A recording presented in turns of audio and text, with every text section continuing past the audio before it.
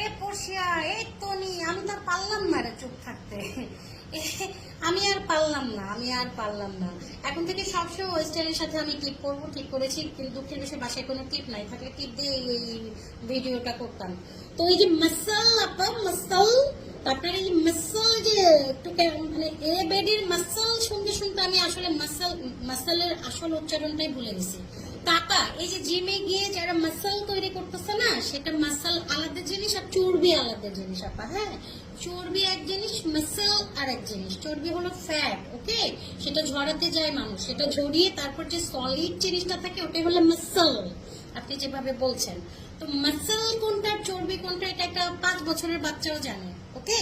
আগে আপনি নিজে শেখেন মাসাল কোনটা চর্বি কোনটা। আর মানুষ কেন স্লিভলেস পরার জন্য হাত কিরকম করে, ওয়ার্ল্ড ওয়াইড মেয়েরা নাকি, আপনার ভাষ্য মতে ওয়ার্ল্ড ওয়াইড সবাই নাকি, সব মেয়েরা যাচ্ছে জিমে গিয়ে টাকা দিয়ে দিয়ে তারা হচ্ছে মাসাল তৈরি করছে। আপু, মাসাল জিনিস একটা আর চর্বি জিনিস আরেকটা আপা। আপনার যে জিনিসটা ওটা থলে চর্বি আপা, মাসাল হচ্ছে এই জিনিস আপা। হ্যাঁ, আপনার থেকে না হলেও আমি অনেক বয়সে বড় হব, তারপরে আমার মাসাল মাসালি। হ্যাঁ, এবং আমরাও জিমে যাই এবং ওরকম নাচানাচি কুদাকুদি করি না।